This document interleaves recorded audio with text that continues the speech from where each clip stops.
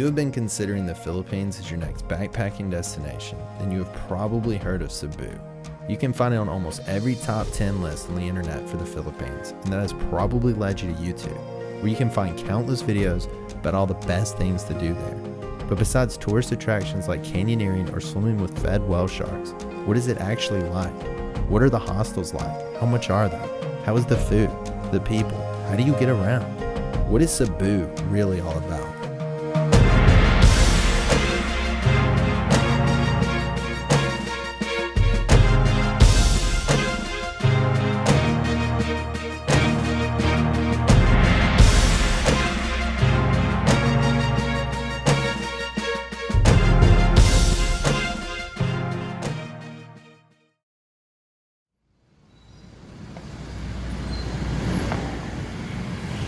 Now, because it has the island's only airport, your first stop is probably going to be Cebu City.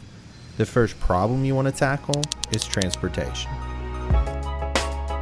The most obvious and familiar way to get around is probably a taxi, but this is by far the most expensive and I do not recommend it. It usually costs somewhere in the range of 250 to 350 pesos for a ride.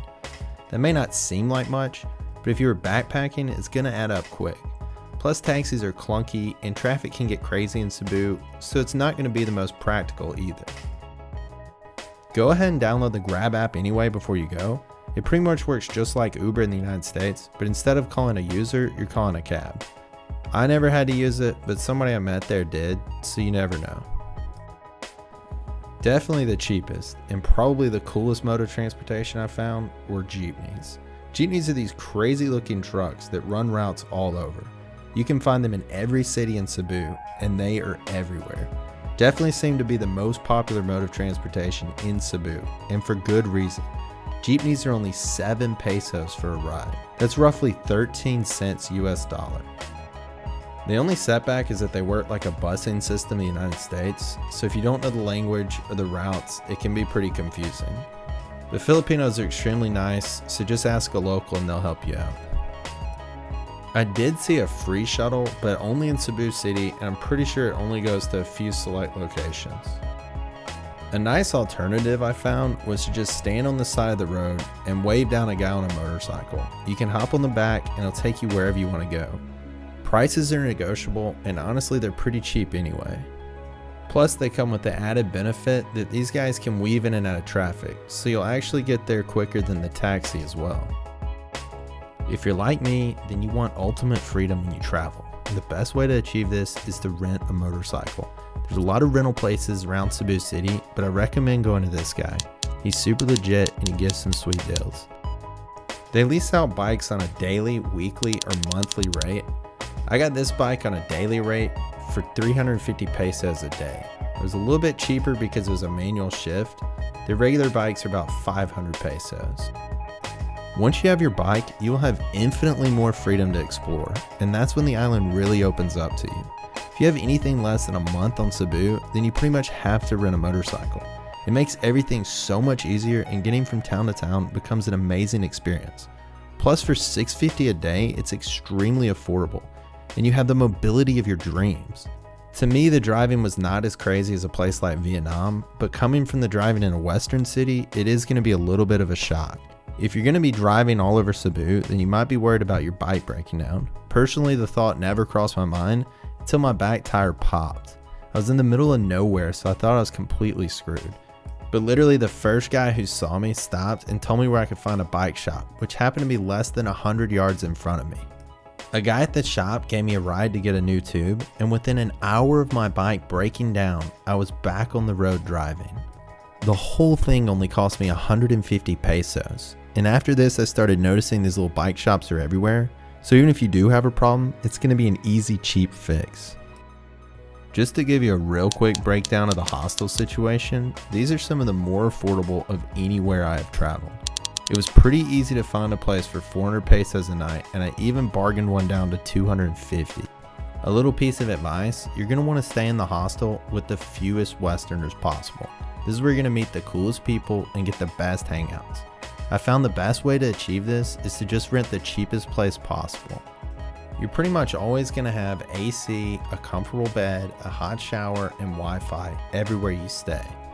This place felt more like a home than a hostel, but everywhere I stayed, I always left my bag in the room and I never had a problem with anyone messing with my stuff.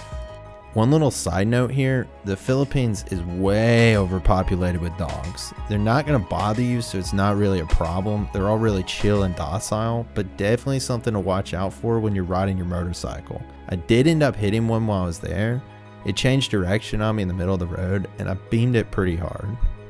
I found the food on Cebu to be delicious, but more importantly, I found it to be cheap. I was routinely eating very filling meals for around 100 pesos. And if you wanted to be extremely cheap, you could find incredibly low price meal options. For instance, there are these bakery shops everywhere, and you can find items on their menu like lemon cake or banana bread for 5 pesos. That's less than 10 cents. Now I ate everything on Cebu and I never had a problem. But I will say my last day leaving out of Manila, I stayed in this hostel and they offered free breakfast and I ate it and I was throwing up for 20 hours of travel back to America. So it might be something to watch out for. If you want to get your Western fix, there's a lot of familiar options there and they're expensive compared to the local food, but honestly it's no worse than what you would pay back home. 3 things I learned about the Filipino people. They love God, they love family, and they love basketball. They have courts everywhere, and when they don't, they have a goal. And when they don't have a goal, they build one. There are pickup games going all day, every day, so it's easy to find a place to play. And if you like basketball, I definitely suggest you jump in. You can find some pretty solid competition in the Philippines, probably the best of anywhere I've played in Asia. And they bet on games, so expect to fork over 20 or 30 pesos when you play. But don't be surprised if you can't win it back.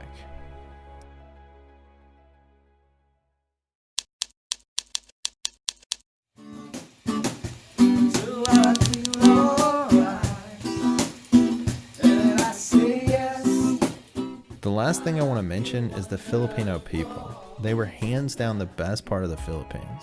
I don't know if I've ever come across a more kind, happy, and welcoming people anywhere else in the world. It was extremely easy to meet and hang out with people. Everyone's so friendly, you're going to feel like you've known them forever.